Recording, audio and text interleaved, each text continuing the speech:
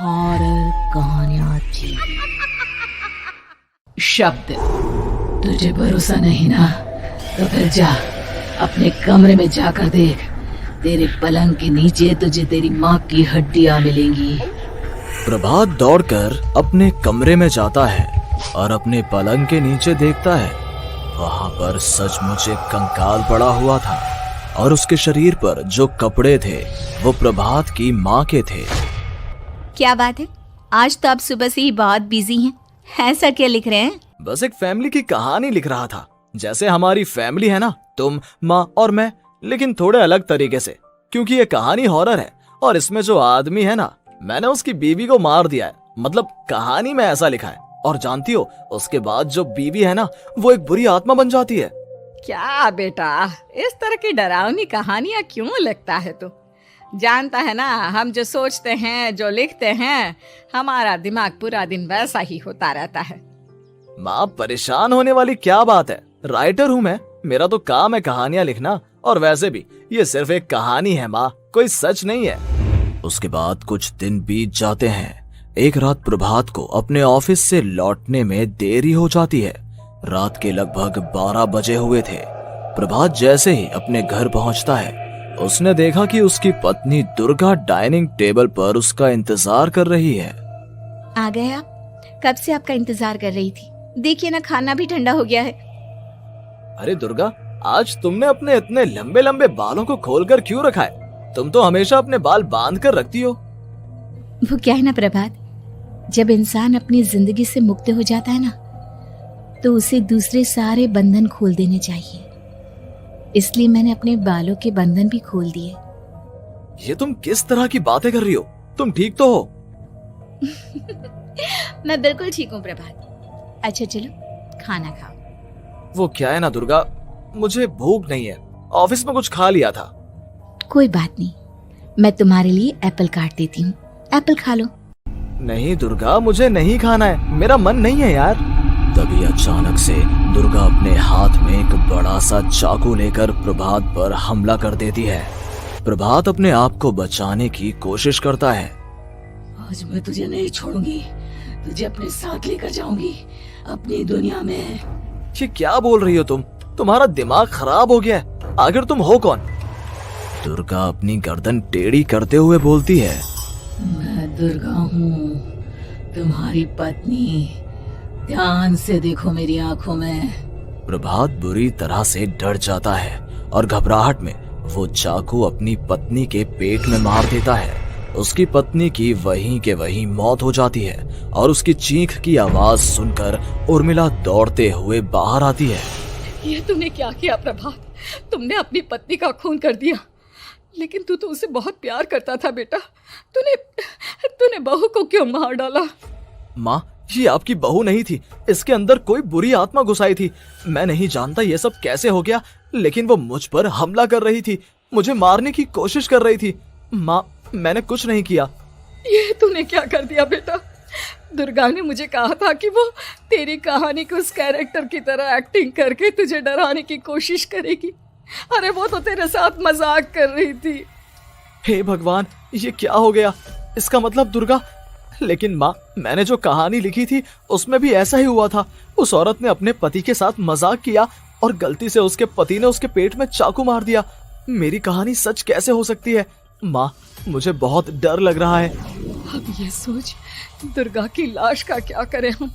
अगर गलती से भी ये बात बाहर फैल गई ना, तो तुझे पूरी जिंदगी जेल की सलाखों के पीछे रहना पड़ेगा। एक काम करते हैं माँ, हम घर के पीछे वाले बगीचे में उसकी लाश को दबा देते हैं। अगर कोई पूछेगा तो कह देंगे कि उर्मिला अपने मायके गई और फिर एक दिन हम भी अचानक यहाँ से कहीं दूर चले जाएंगे। कोई नहीं आएगा हमें पूछने, कोई नहीं आएगा माँ, बाद में जो होगा हम देख लेंगे। प्रभात अपनी माँ उर्मिला की मदद से दुर्गा की लाश को अपने घर के बगीचे में गाड़ देता है। कुछ दिन तो ऐसे ही बीत जाते हैं, लेकिन एक दिन अचानक रसोई से आ रही कुछ आवाजें सुनकर प्रभात की नींद खुलती है। प्रभात ने देखा कि वहां पर एक लंबे बालों वाली औरत दूसरी तरफ चेहरा करके खड़ी हुई थी। कौन है? कौन है वहां पर? अरे कौन हो तुम? मैं दुर्गा हूँ प्रभात। क्या हुआ? मुझसे इस तरह के सवाल क्यों कर रहे हो तुम? तुम दुर्गा नहीं हो सकती। दुर्गा तो प्रभात, मैं तुम्हारी पत्नी हूँ, तुम मुझे कैसे भूल सकते हो? 4 दिन के लिए मायके क्या चली गई, तुम तो मुझे भूल ही गए। अब अगली बार ना मैं कहीं नहीं जाऊंगी। पता चला तुमने तो मुझे पहचानने से ही इनकार कर दिया। नहीं, तुम दुर्गा नहीं हो सकती। तुम दुर्गा हो ही नहीं सकती। मैं जानता हूँ ये सब क्या हो रहा है।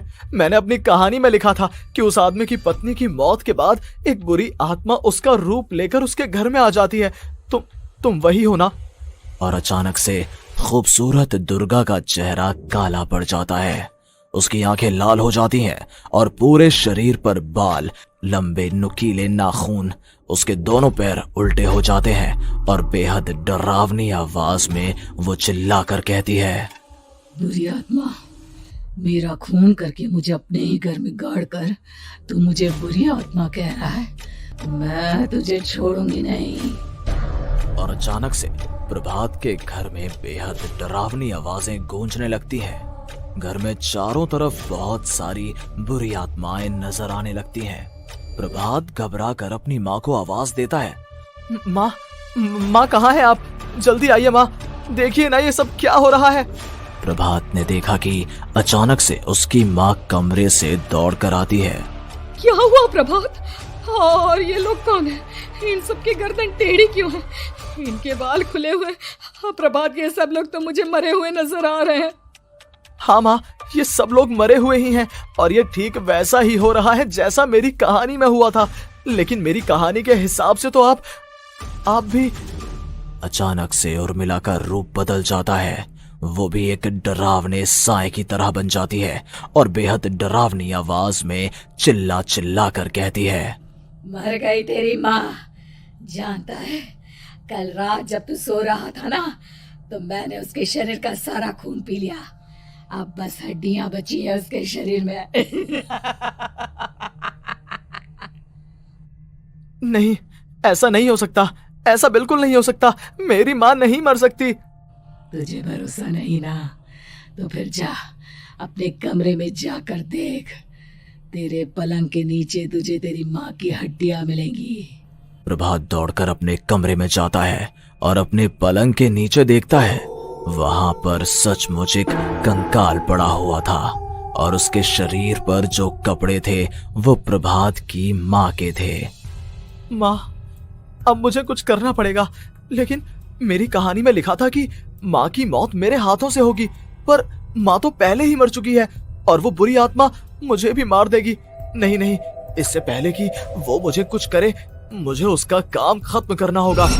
प्रभात अपने हाथ में बड़ा सा चाकू लेकर उस बुरी आत्मा पर हमला कर देता है जिसने प्रभात की माँ का रूप लिया हुआ था, और अगले ही पल वो नीचे गिर जाती है और उसके शरीर से खून बहने लगता है। ऐसा नहीं हो सकता। एक बुरी आत्मा के शरीर में तो खून होता ही नहीं है। तो क्या सच में मैंने अपनी माँ को मार दिया?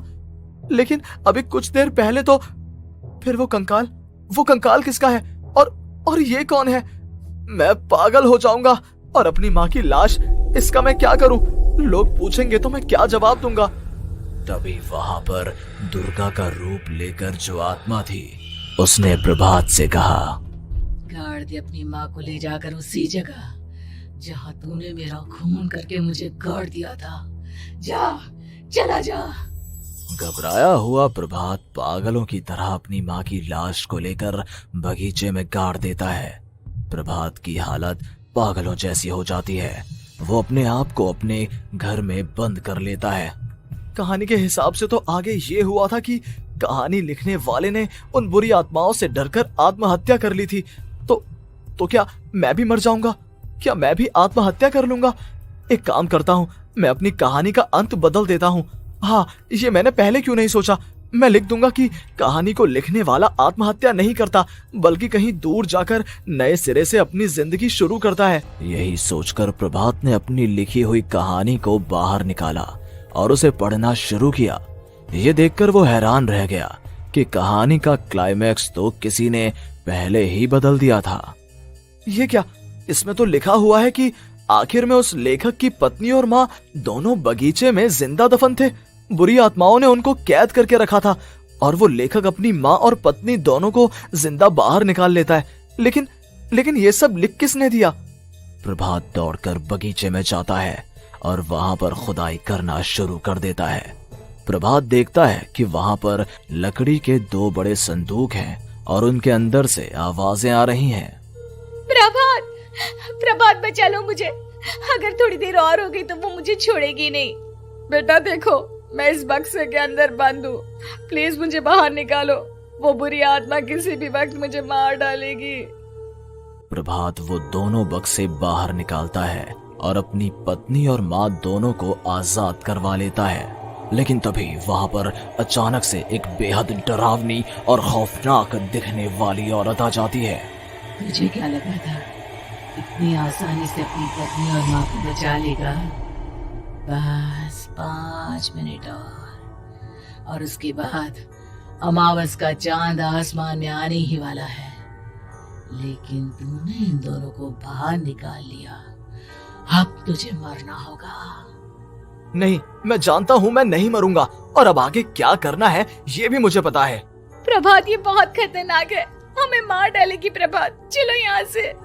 नहीं दुर्गा, अब मुझे अच्छी तरह से पता चल चुका है कि इस बुरी आत्मा से हम कैसे पीछा छुड़वा सकते हैं। और इतना कहकर प्रभात अपने हाथ में पकड़ी हुई सिंदूर की थैली उस बुरी आत्मा के ऊपर उछाल देता है। कुछ ही देर में वो जमीन पर गिरकर राख में बदल जाती है। ये सब क्या हो रहा था बेटा? ये सब तुम्हारी लिखी हुई इस कहानी की वजह से हुआ है ना? नहीं माँ, पहले मुझे भी ऐसा ही लगा, लेकिन बाद में पता चला कि बरसों पहले हमारे इस बगीचे की जमीन के अंदर किसी को जिंदा गाड़ दिया गया था और बस उसी औरत की आत्मा हमें परेशान कर रही थी। उसी ने मेरे शब्दों में जान डालकर उस कहानी को जिंदा कर दिया था। मुझे माफ कर दो प्रभात, मैंने आपकी कहानी के साथ छेड़छाड़ की थी और उसे बदल दिया था। माफी मांगने की जरूरत नहीं है दुर्गा, तुम्हारे उस बदलाव की वजह से ही आज हम सब जिंदा हैं, क्योंकि आखिर में कहानी में वो हुआ जो तुमने लिखा था।